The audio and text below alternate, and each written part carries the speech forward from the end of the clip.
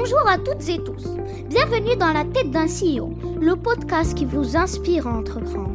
Je suis le petit cousin de Yassine Scali et toutes les semaines, nous allons vous proposer une interview exclusive avec de super entrepreneurs. N'hésitez pas à vous abonner à ce podcast, ça fera très plaisir à mon cousin. Merci de m'avoir écouté et je vous souhaite un très bon épisode.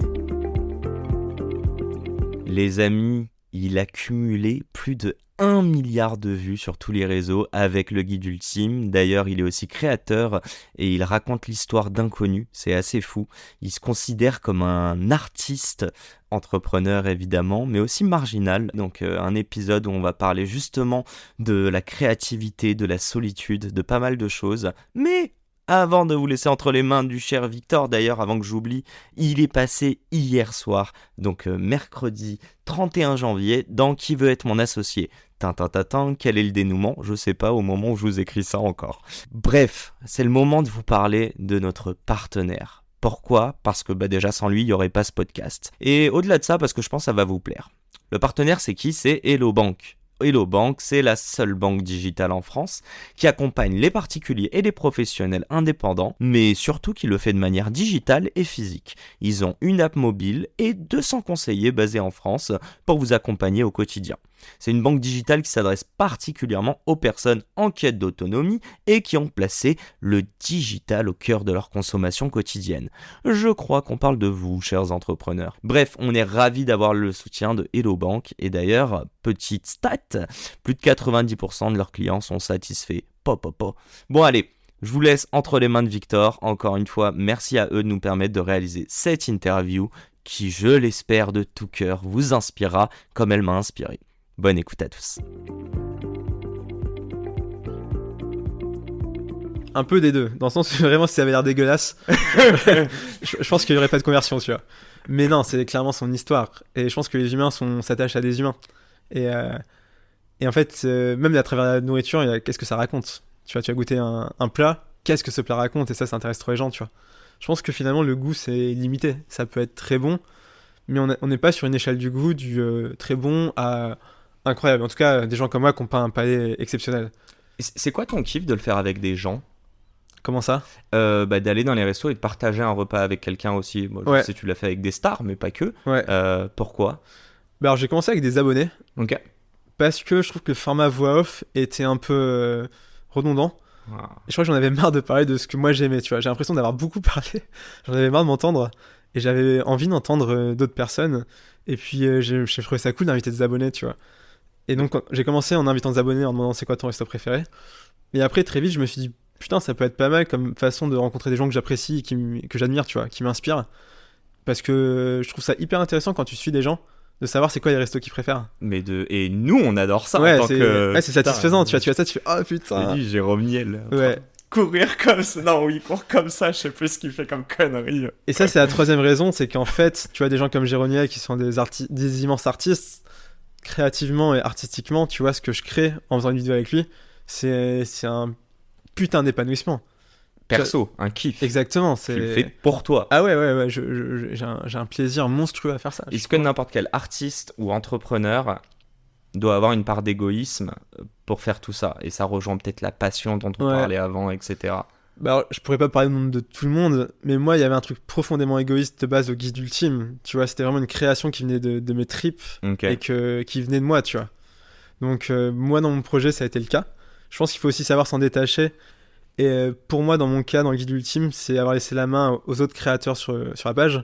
Ce qui aujourd'hui cartonne parfois presque souvent mieux que moi quand je fais des vidéos.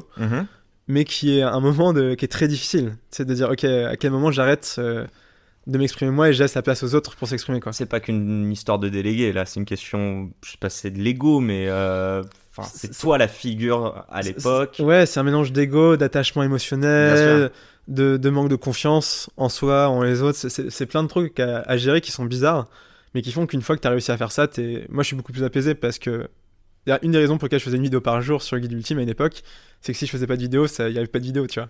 Ouais, donc j'avais toute la pression de... Là, il y a des gens sur qui tu peux compter, et il y a une confiance mutuelle, ce qu'il n'y avait pas au tout début, complètement. ton premier associé. t'es dur parce que plus tu parles, plus j'ai envie de t'interrompre. Je me dis, je me laisse parler, je rebondis. Interromps-moi tout le temps. Oui, tu l'as dit qu'il y avait un truc. Enfin, tu parlais des tripes, c'est viscéral. Tu peux mettre des mots dessus. C'était quoi ton envie de créer un compte, créer du contenu en plein Covid? Enfin, elle vient d'où, quoi? Ouais, c'est difficile, tu vois, rétrospectivement, d'expliquer pourquoi. Je crois qu'il y avait un besoin de sens énorme. Un besoin de faire quelque chose où déjà moi je pouvais m'épanouir et me sentir utile. Tu vois, c'est le concept d'ikigai en japonais, c'est qu'est-ce que t'aimes faire, qu'est-ce que tu sais faire, de quoi le monde a besoin.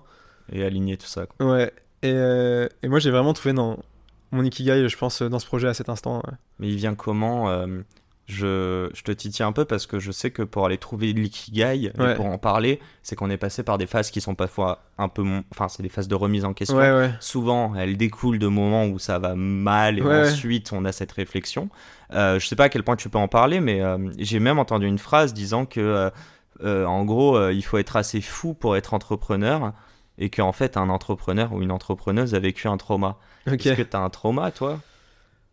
Je sais pas si j'ai un trauma. Je pense j'ai et les gens ont plein de traumas différents dans la vie, dans plein de périodes.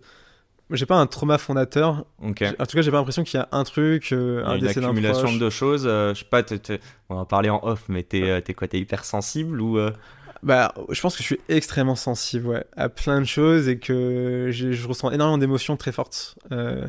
Donc ça a vachement shapé, un peu formé ma vision du monde et ce que je vis.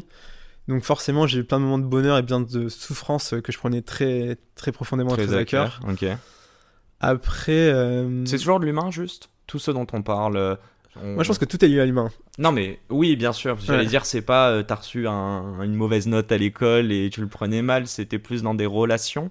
Tu vois, je pense que même quand tu reçois une mauvaise note à l'école, c'est qu'un humain... met sur toi un jugement de tu es mauvais. Et ce qui te fait souffrir... Tes parents, tes proches... Ouais, c'est tes parents, tes proches, tes amis, tes relations amoureuses, tout ça fait que ça te forme en tant que personne.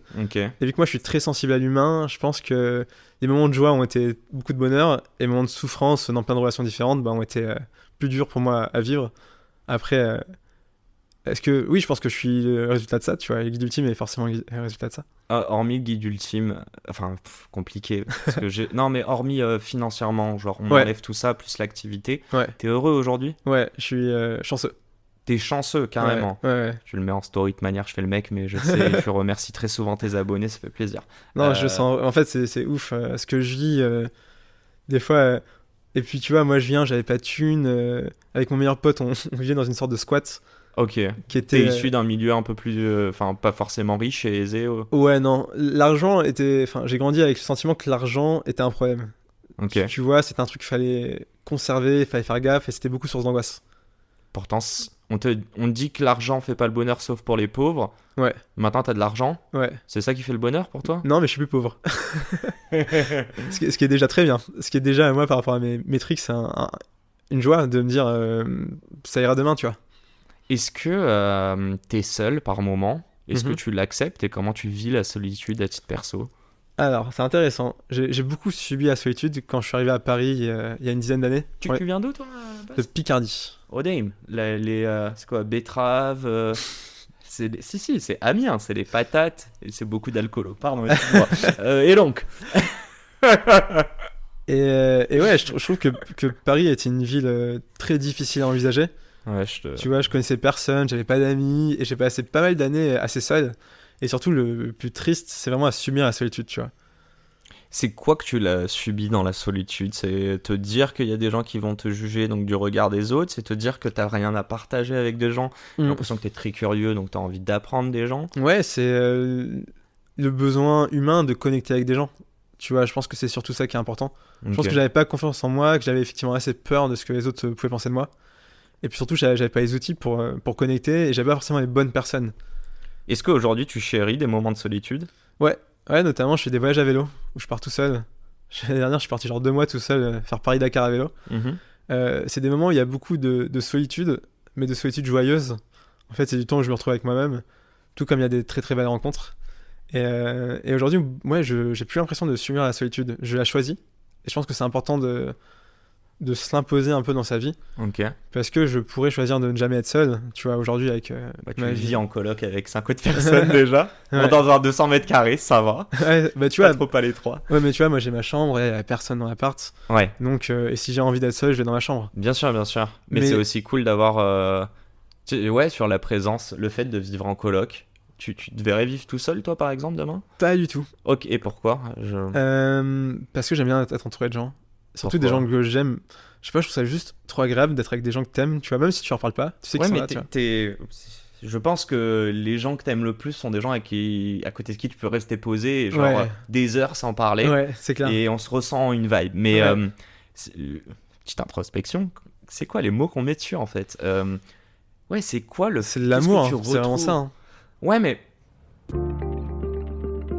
Et c'est la fin de cet épisode. Si cet épisode vous a plu, n'hésitez pas à nous soutenir en nous mettant 5 étoiles sur les plateformes, en vous abonnant évidemment et en nous laissant des commentaires. Hâte de vous retrouver la semaine prochaine. Ciao!